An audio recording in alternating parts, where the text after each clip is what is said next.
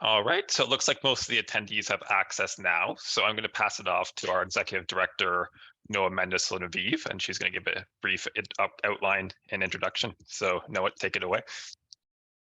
Thank you very much, Michael. Thank you, everybody. Welcome.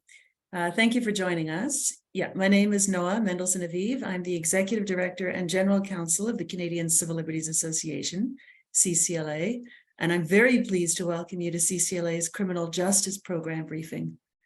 I want to begin our event with a land acknowledgement. We recognize that many of us are joining this briefing today from different places in Canada, living on many Indigenous lands. We will not be able to acknowledge all the Indigenous lands out loud that our participants are living on, but I would like to acknowledge that CCLA's office and the speakers for this event are in Toronto, which is the traditional territory of many nations, including the Mississaugas of the Credit, the Anishinaabeg, the Chippewa, the Haudenosaunee, and the Wendat peoples, and is now home to many diverse First Nations, Inuit, and Métis peoples. In the spirit of reconciliation, we acknowledge the land that Indigenous peoples have lived on and taken care of since time immemorial, and we are honored to be able to live and work on this land.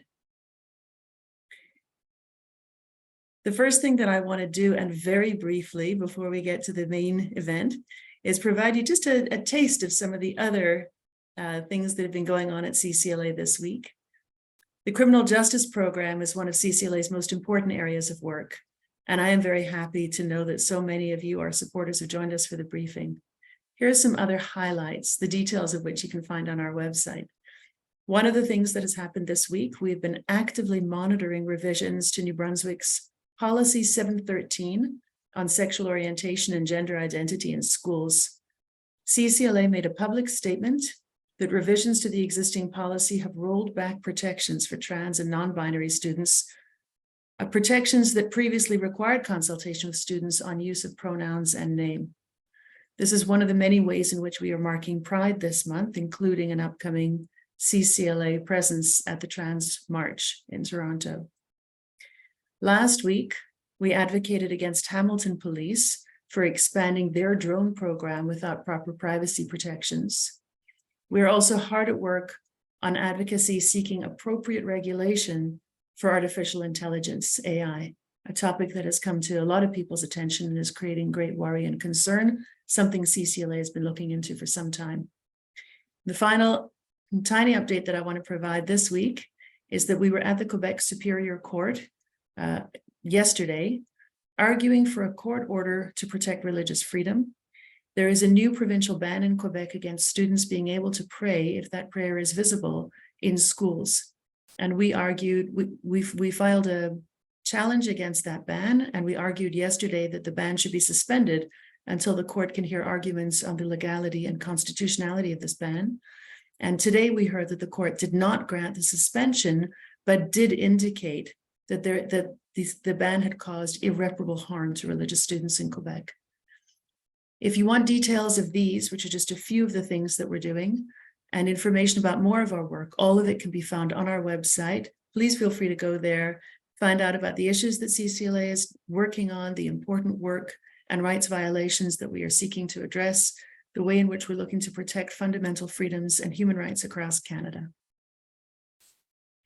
And now for the main event, it's my great pleasure to introduce Shakir Rahim, the director of CCLA's Criminal Justice Program. In this role, Shakir oversees and executes advocacy strategies to protect and develop charter rights in criminal law, to hold police accountable, and to defend prisoners' rights. Shakir's work includes strategic litigation management, public outreach and education, as well as engagement with policymakers in a range of fora. Before joining us at CCLA, Shakir practiced criminal law at Presser Barristers and at Kastner Lamb LLP. He's worked at both the trial and appellate level. He's acted on significant public interest matters. Outside of court, he co-led the campaign to establish the independent civilian review into missing persons investigations. He's advised public interest coalitions on advocacy strategy, and he regularly provides media commentary on criminal justice and human rights matters. Shakir is a member of the Canadian Bar Association's Sexual Orientation and Gender Identity Executive, as well as the boards of the HIV Legal Network and the HIV/AIDS Legal Clinic of Ontario. Shakir received his JD from Osgoode Hall Law School, where he graduated with distinction in criminal law, legal ethics, and community service. I'm now very happy to turn this over to our extremely wonderful criminal justice director, Shakir Rahim.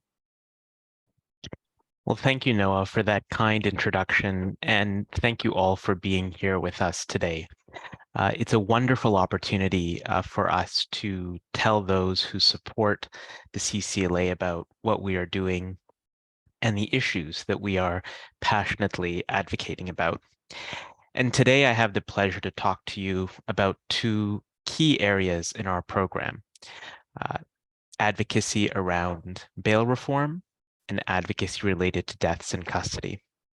And some of you may have read about these topics in the news, and I'll be providing an overview of what we are doing and some discussion of some recent events related to both that implicate different levels of government in Canada.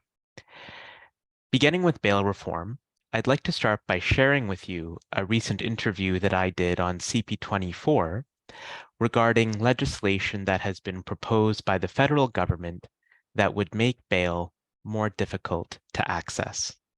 And after I show you the video, I'll also talk to you a bit more about the concept of bail and why we feel, as the CCLA, it is important to protect Canadians' access to reasonable bail. So I'm just going to share my screen with you now in order to show you the video from CP24.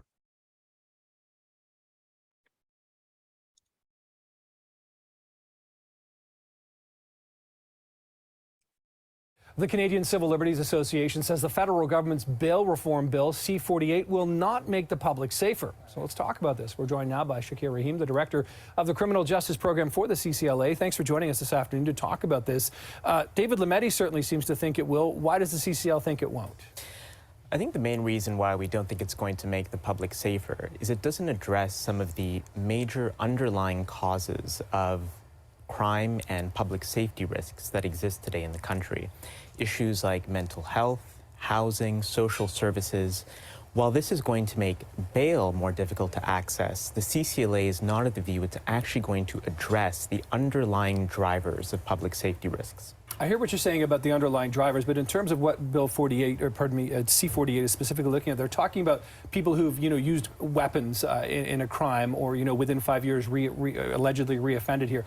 That sounds to a lot of people, I think, watching that might make us safer if people who have a sort of history of violent crimes are forced to sort of stay behind bars and await bail before they go to trial. Is that not a move in the right direction? So I think one of the ways to understand why that won't actually work is to know the reality of the bail system on the ground today. Mm-hmm. The number of people denied bail in Canada in the past 4 decades has increased by 400%. Right now in provincial and territorial jails across the country, the number of people who are in prison who have not been convicted of the crime they are charged with is at 70%. You can be ordered detained as it stands under the law, under the public safety ground at the moment. So the law of bail already allows for those kinds of detentions, and if anything, we've seen a trend where bail has become more and more difficult to attain in this country. And that's why when we actually want to ask what's going to get at the root causes and issues that you talk about, making something that is already terribly difficult to access more difficult to access, that is a constitutional right for all Canadians, is not the answer. So when we hear the headlines or the cries from, politicians, premiers, ex-police chiefs, current police chiefs about the sort of catch and release, this open door, in and out, rearrest, are you saying those are minority cases rather than the actual reality, really? That's accurate to say, and I think one of the most powerful voices that we heard over the past few months was the mother of the boy who was tragically killed at Keele Station. Mm-hmm. And what she told the public through her grief very clearly was that she wanted to see a real answer to this challenge that's facing all of us, that we all care about our safety and the safety of our children. And as someone who is a nurse, who's seen these things firsthand, she was the first person to say, what we need is investment in meaningful solutions that will lead to a difference. It's easy to change a line on a statute book and call it a day. What's harder for politicians to do is actually sit down, look at these root causes and systemic issues that have plagued us for the past few decades, and make the difficult calls and investments necessary for Canadians to feel safer. Why do you think that is? Why do you think that the government can't get there then? I think one of the challenges is that it really requires governments to look at their own policies and legislation over the past few decades and think really critically about where they've gone wrong and where they've failed. And I think that people don't want to sit down and make those difficult types of self-assessments and questions. It's always easy to say, okay, there's an accused person, who's accused of a criminal offense, let's just make their life harder. What we forget about is that 50% of people who are charged with a crime ultimately aren't convicted of that crime.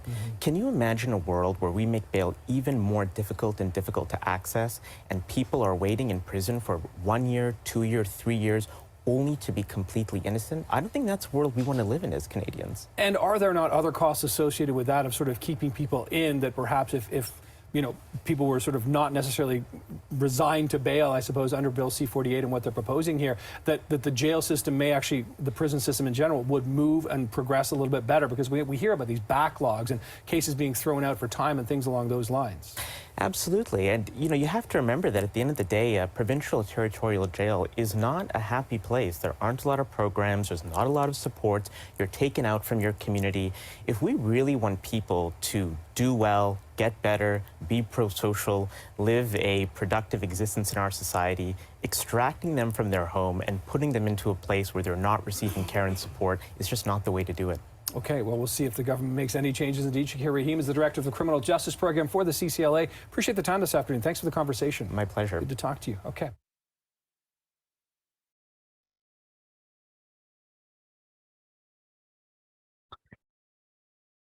All right, so I hope that video worked for everybody.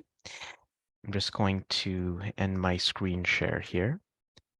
So the purpose of showing you this video was to first highlight, I think, one of the areas with respect to bail that we are most active on in the criminal justice program, and that is the recently proposed Bill C-48 by the federal government, but also to provide an entry point for a discussion about bail and why it matters. Right now in Canada, I think it's fair to say that many people don't understand why bail is important, and the CCLA wants to ensure that the public and of course our supporters understands the reason why we are particularly active on and care about this issue. So the right not to be denied bail, a reasonable bail without just cause, is a charter right, and it's found in Section 11E of the Charter. And not only is it a charter right in Canada, but it emerges from international human rights documents, including the International Covenant on Civil and Political Rights. The reason bail is considered so important is because it is the ability of a person who has been charged with an offense, but not yet convicted, who enjoys the presumption of innocence, to be able to have their liberty while they are not convicted of a charge. And so a court is permitted to impose certain types of conditions on a person if they are released from custody while they are awaiting a trial. Under the criminal code, for example, conditions can be imposed to require attendance in court, to ensure that the public is protected, and to maintain confidence in the administration of justice. And if no plan of release can be fashioned to address any of these grounds, then the court can order an accused person detained before trial. And that is called pretrial detention or remand. So why do we as a CCLA support the right to reasonable bail? Well, in addition to upholding the presumption of innocence and individual's liberty that I spoke to you about just now, there are many other reasons why having a person who is charged with an offense spend that time in the community while they await trial versus jail is important. First, it reduces time spent in prison, where we know conditions can seriously jeopardize human health and well-being. The CCLA has been active on a number of issues that we have observed in prison that compromise the well-being of those who are there. Issues like solitary confinement, where we have led litigation to end that practice, the rampant use of strip searches, which can be degrading, humiliating, and harmful, where we are also engaged in litigation, overcrowding, and the absence of programming for those who are held in prison.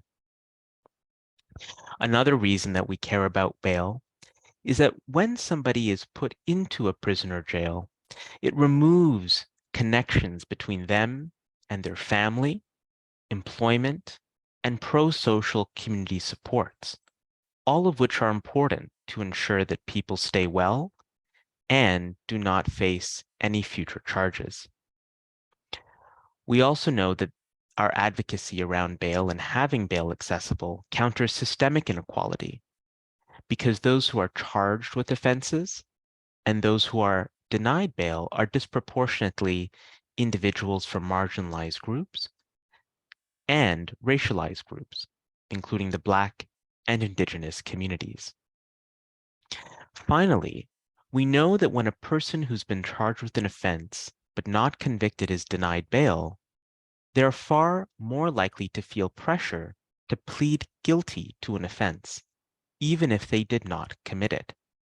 And so being denied bail increases the risk of a wrongful conviction, where somebody is in prison, and while they're awaiting their trial, they want to go back to their community, to their job, and get out of the situation that they're in. And so even if they did not do what they have been accused of doing, they might plead guilty in order to obtain their freedom. And this is especially so because we have a significant problem in Canada of delays getting to trial. It can take upwards of 2 years for some matters to reach the trial stage. And we know that if someone is facing 2 years in a jail where they're removed from their family, their friends, their community, even if they did not do anything wrong, they face immense pressure to say that they did in order to secure their liberty.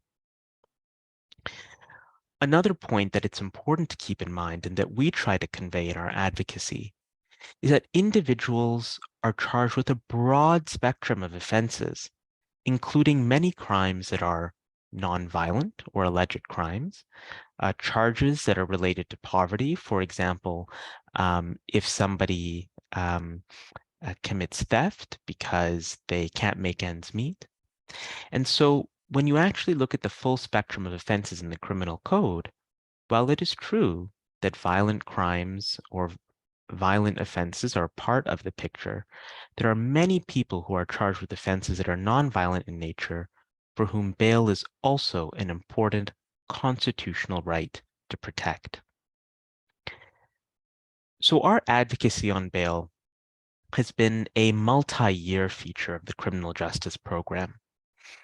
In 2014, we published a major report called Set Up to Fail: Bail and the Revolving Door of Pretrial Detention, where our researchers went into courtrooms across the country to see what was happening, to collect and analyze data, and to understand the situation on the ground. And what did we find? We found that courts regularly impose conditions in order for a person to be released that do not relate to permitted grounds under the law and disproportionately penalize those who are poor, have substance use challenges, and mental health issues.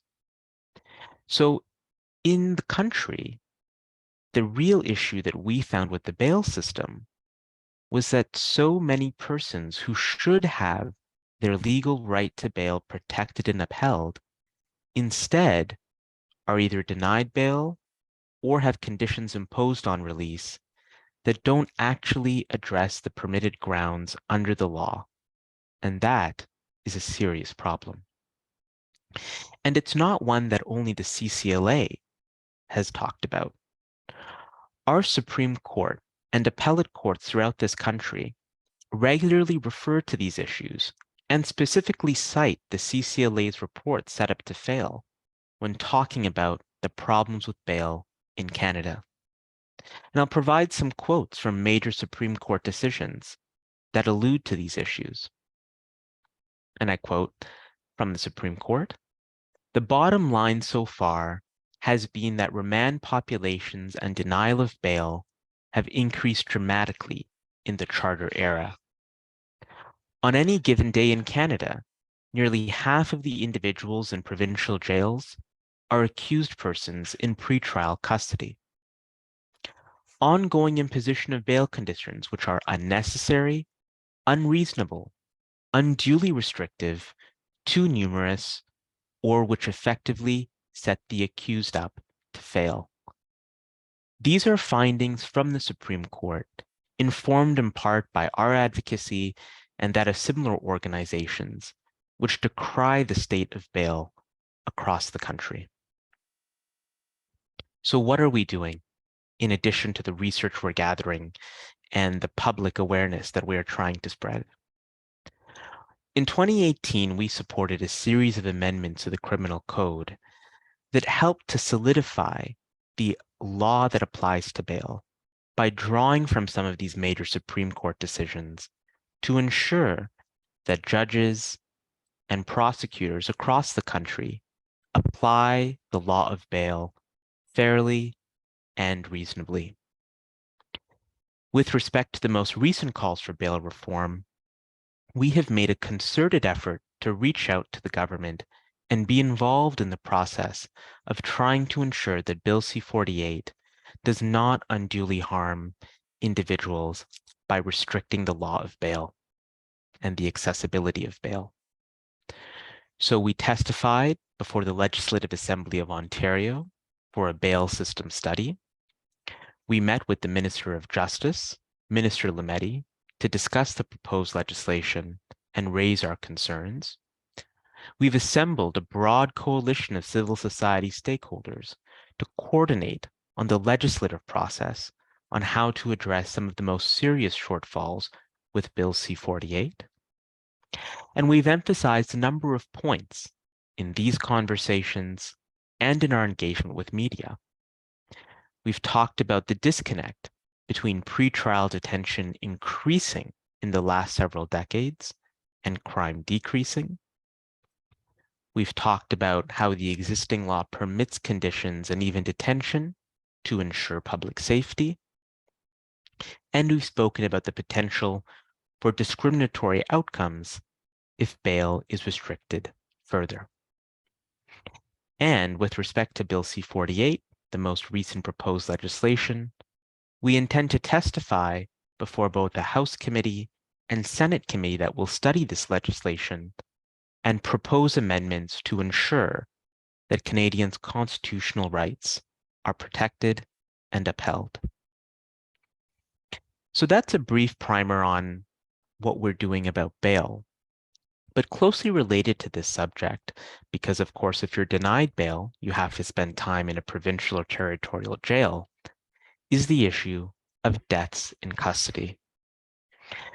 We are a lead partner in a project called Tracking Injustice, and this is a group that collects data on police-involved deaths and deaths in custody. Right now in Canada, there is no sustained civil society or government body that is keeping track of these deaths in Canada. And we know that our jails are disproportionately filled with individuals who are racialized, experiencing poverty, homelessness, and mental health challenges, and that deaths in custody are on the rise. In December of last year, Tracking Injustice, in which, as I mentioned, we are a lead partner organization, released a report on current trends of deaths in custody in Ontario. And what we found shocked us. From 2010 to 2021, there has been an increase of nearly 175% of deaths in custody, nearly 280 deaths since 2010. And many of these deaths have been classified as natural and therefore have not received a high level of investigation or scrutiny. But when we have spoken to individuals on the ground about what is happening, we found that many of these deaths that are described as natural may not have been natural at all. So I'll quote to you from one account of a lawyer of an inmate talking about his client who passed. And this is from our 2022 report, which you can find on our website. So I'm quoting here from the lawyer. "It was clear that the way this death occurred was anything but natural. The severe dehydration, the video imagery of the day that he was picked up while riding his bicycle. He was well enough to be riding his bicycle, and you can see him joking around when he's getting processed. And then you see him after 5 days in custody, presenting with gross emaciation. He looked like a character from The Walking Dead. It was just horrific." So to see that and to say natural causes, it may have been a natural process that he died from, but it was a very unnatural course in prison that led him to die from that. That was our theory, and I think it was established. And we have seen a number of different trends in Ontario prisons and prisons across the country that concern us. Suicide risk, drug toxicity, these are some of the contributing factors to the deaths that we have seen. And again, here, CCLA is not the only concerned party in the country about this issue. In fact, in Ontario, there was an independent review of Ontario corrections in 2017 that made many recommendations to address deaths in custody, and the province even created draft legislation to respond. But that legislation has not been brought into force, and many other provinces and territories across Canada do not have legislation that contains some of the important recommendations that came out of the review here and that other experts have spoken about. So what have we done? Well, we wrote in Ontario to the Solicitor General to highlight the crisis of deaths in custody, and we reinforced several recommendations from the 2017 review that I just mentioned. And one of the most important recommendations that we have highlighted that should occur both in Ontario but also in other provinces and territories is the need for mandatory inquests even when a death in custody is labeled natural. So what is an inquest? An inquest is basically a fact-finding process where there is usually a jury that helps to assess and analyze what the causes of a death were and to propose recommendations to ensure a death like that does not occur in the future. There is often a lawyer that represents the families of those who are deceased and public interest organizations that can help bring important issues to light. But at the moment, an inquest is not required if a death is labeled as natural.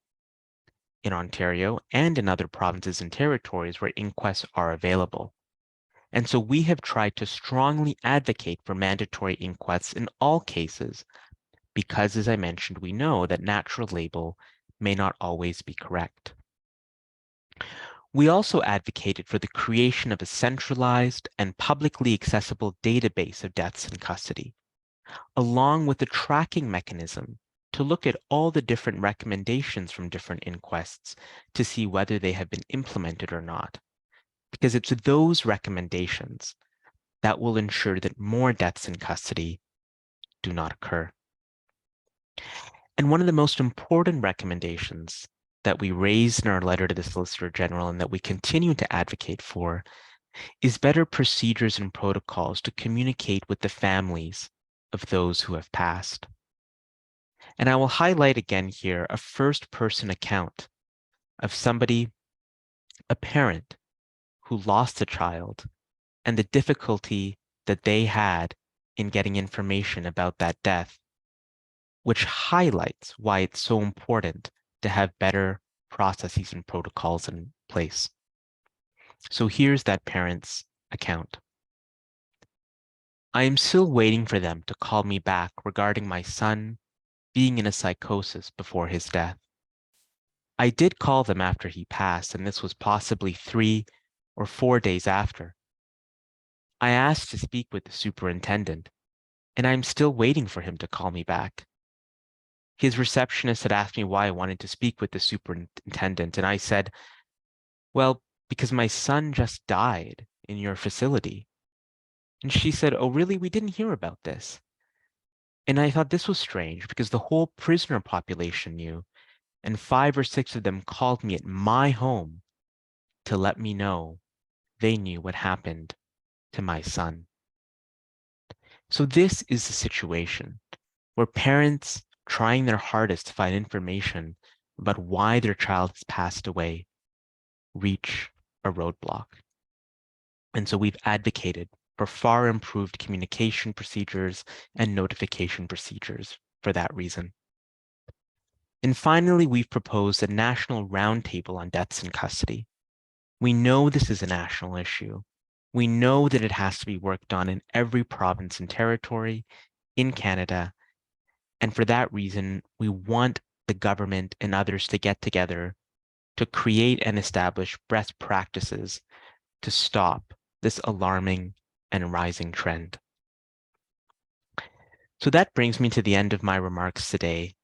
I'm very happy that you've been here with us. I know we're going to have an opportunity for some Q&A just now, and I really welcome your questions and look forward to hearing them.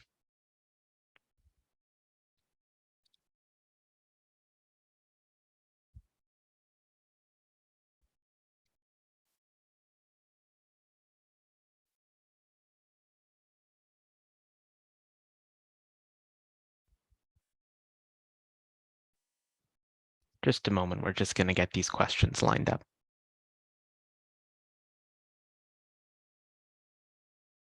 Thank you very much, everybody, for your questions. And thank you, Shakir, for that really informative presentation on some of the incredible work that you're doing. And I know that that's just a piece of what the criminal justice program is involved in. So we're going to give you a minute just to review some of the questions that have come in. And if you have further questions, please feel free to put them into the Q&A.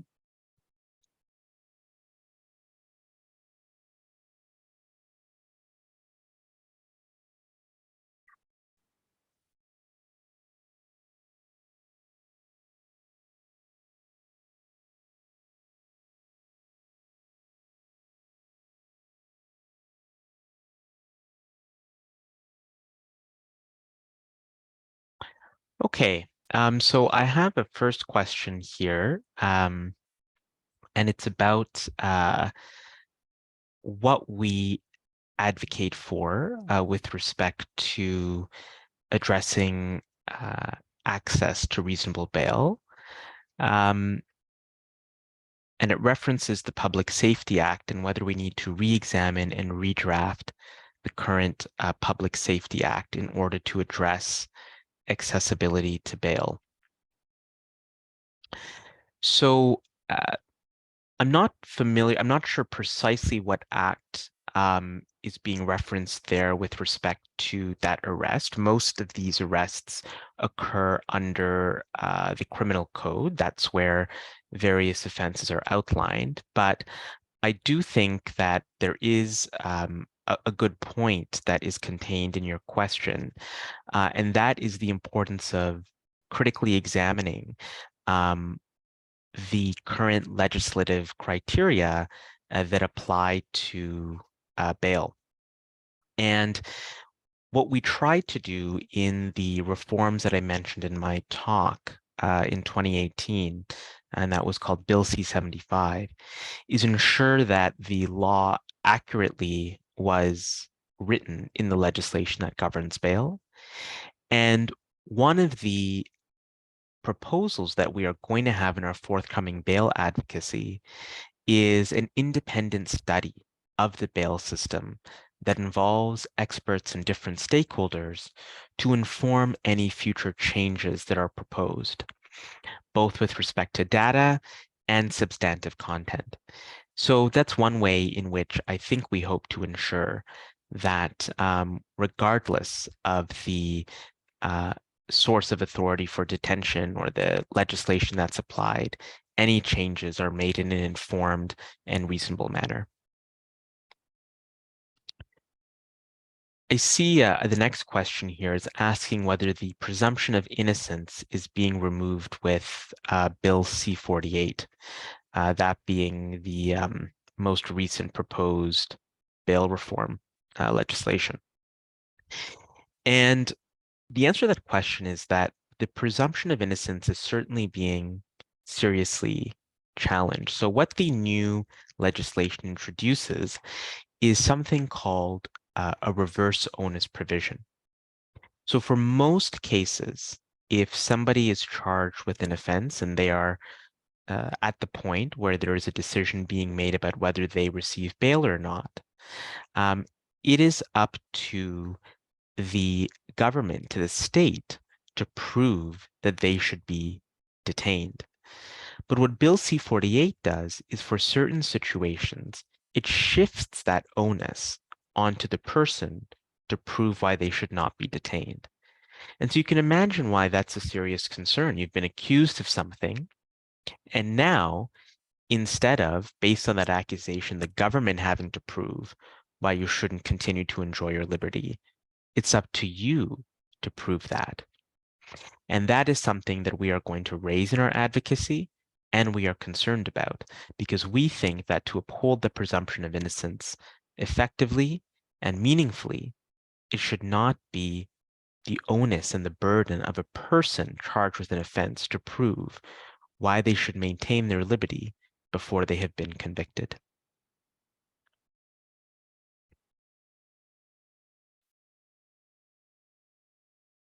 All right, I see another question here, and this relates to what other issues you might be working on in the criminal justice program that attendees might be interested in. And I'm happy to talk about one or two of these issues. So one is our long-going court challenge to strip searching in Ontario prisons.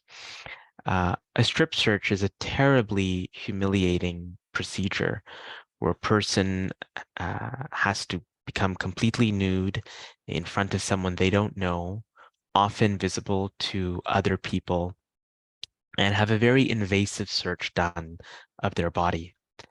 And in prison, strip searches, we found, are being done left, right, and center. People could be subject to a strip search dozens of times a year and even multiple times per day. And so at the moment, we are in the process of some important litigation challenging the widespread and systemic nature of strip searches in Ontario.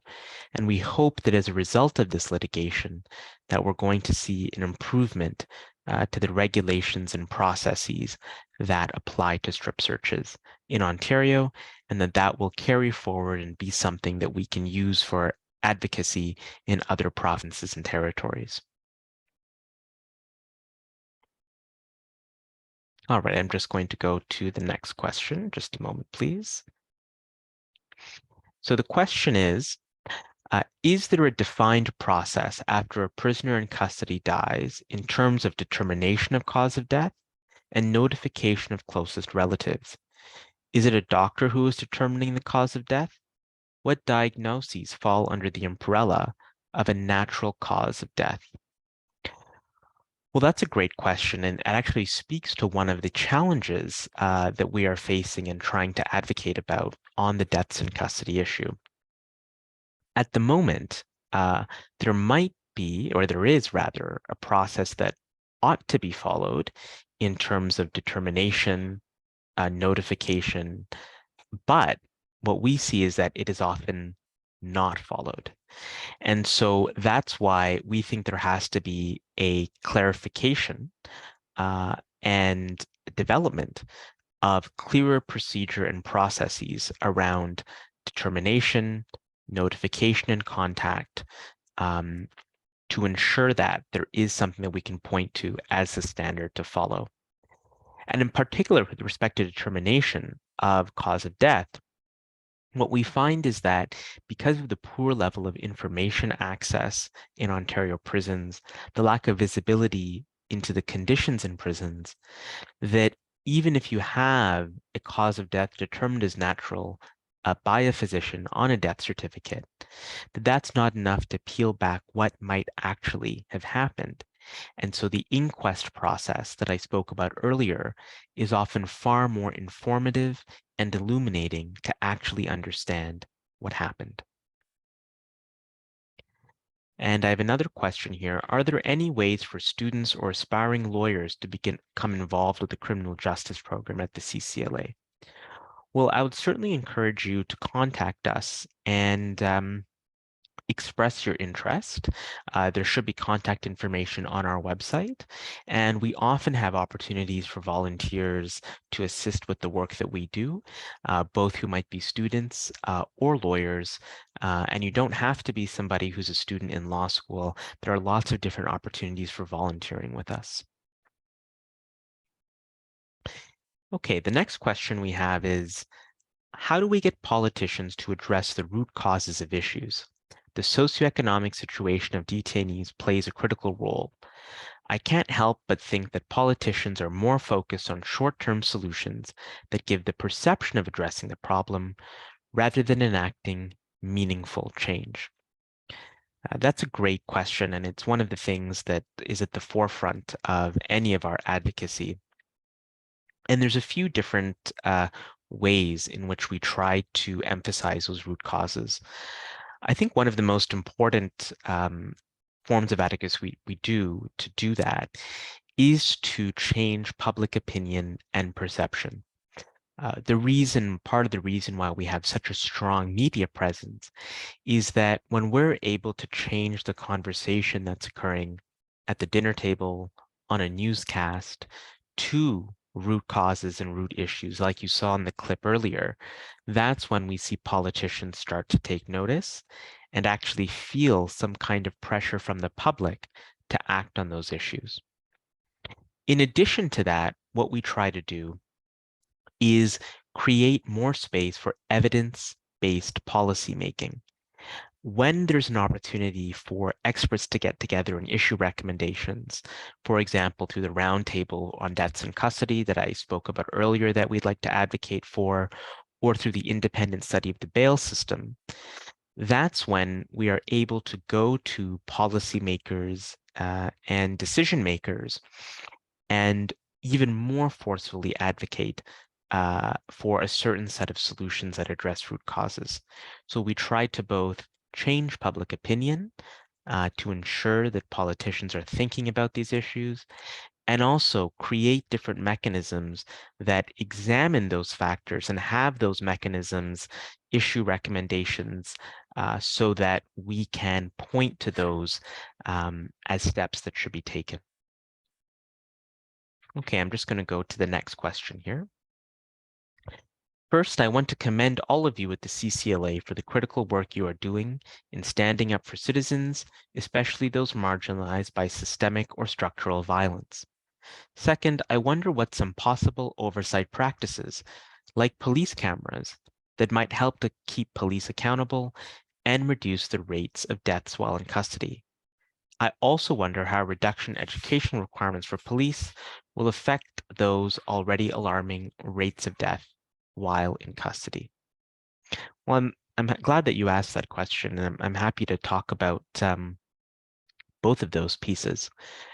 So first, in terms of oversight practices, we advocate for a number of different forms of oversight in custodial institutions to ensure that there is the ability to find information when a death in custody occurs that might be relevant.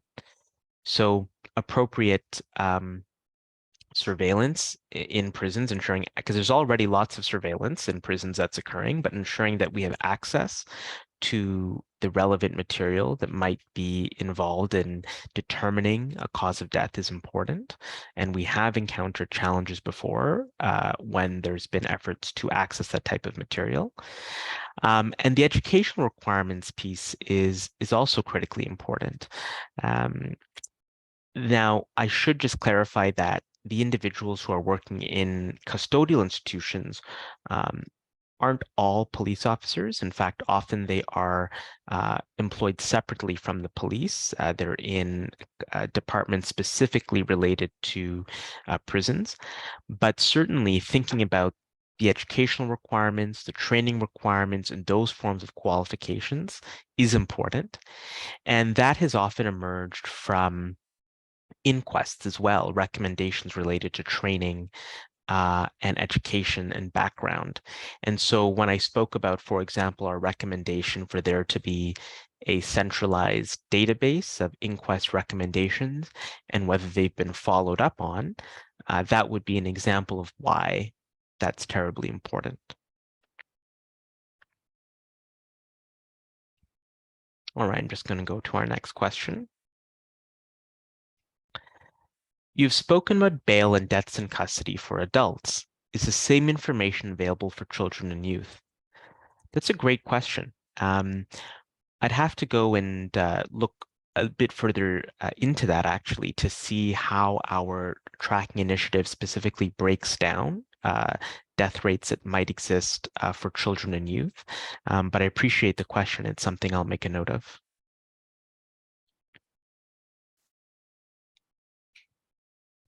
All right, we have another question here. How likely do you think it is that the government will listen to your recommendations about bail reform? Well, I think that's a good question because it speaks to how advocacy is never going to achieve all of the goals that you might set out at the beginning, but that it can still make a difference. We are cautiously optimistic that we'll be able to have some impact on the proposed bail reform legislation. The fact that we've had meetings with the minister, that we will testify before the House and the Senate, that we will engage with policymakers, that we have a track record of this type of work, makes us feel encouraged that there will be at least some listening to our bail reform recommendations. But we're under no illusion that not every change that we advocate for will be adopted. But we know that our advocacy will make a difference and that that difference is going to be meaningful for some persons who are affected by the issue of bail reform.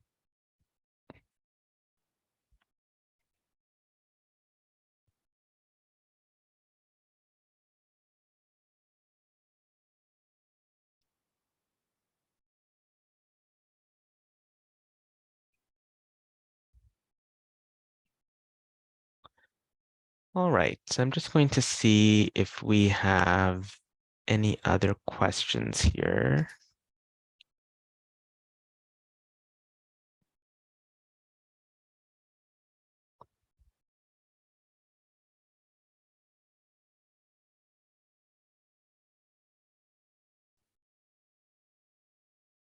Just a moment.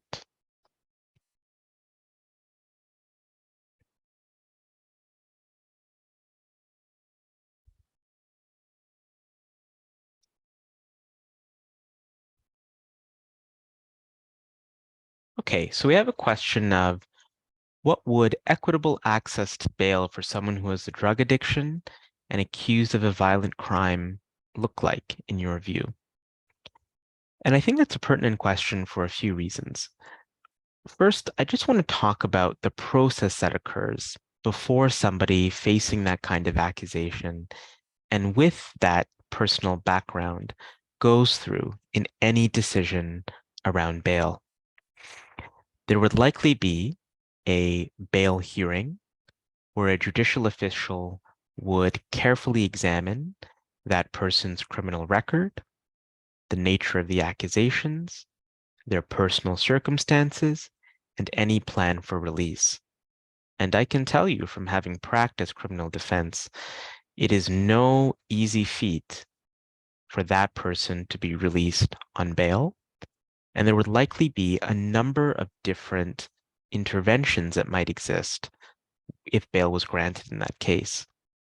So for instance, with respect to somebody who might have a substance use issue, and if that is connected to the nature of the offense, there are a number of different organizations in Ontario that help to ensure that there is community support and supervision if bail is granted in that type of case. So that might include access to counseling and specific tailored health support for their substance use challenges. It might include specific terms restricting them from visiting certain areas or contacting certain individuals that are related to the accusations in question. And so you would see a suite of different conditions that are appropriate for the nature of the charges, and if properly funded and available, social supports to ensure that person can get the help that they need. And one of the things that we'll be advocating for, in addition to everything I mentioned, is more funding and support for organizations that provide that kind of assistance for somebody who receives bail. Okay, going to go for the last question here. Did you advocate with the federal government before C-48 was drafted? We did. We sent a letter to the Prime Minister and the Minister of Justice outlining our position and talking about the issues in the bail system and our concerns. And one of actually our main issues with how this bill came to be was inadequate consultation beforehand. And that is one of the points I made to and was accepted by the Minister of Justice, that there needs to be more efforts at consultation and collaboration with organizations like the CCLA before this kind of legislation is introduced. And one of the things that CCLA is trying to take the lead on is establishing a more durable and ongoing coalition of civil society partners, organizations that work with marginalized communities and in the criminal justice system to ensure that we have a more powerful voice with government for any future legislation of this nature. And I think that brings us to the end of today's Q&A. I want to thank you all for these really thoughtful, illuminating, and important questions, and for listening to what I had to say today and to hearing about what the CCLA is doing in the criminal justice program and elsewhere. And so perhaps just to close things off, I'll turn it back over to our wonderful General Counsel and Executive Director, Noah.